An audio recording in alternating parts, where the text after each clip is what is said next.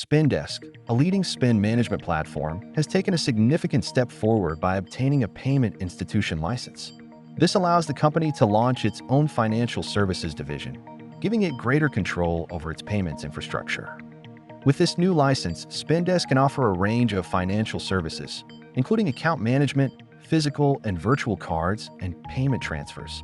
This will enable businesses to streamline their financial operations and gain better visibility into their spending. By taking control of its payment infrastructure, Spendesk aims to accelerate innovation and deliver enhanced value to its customers. Thanks for tuning in. Subscribe to the FinRate for latest news and updates from the fintech world.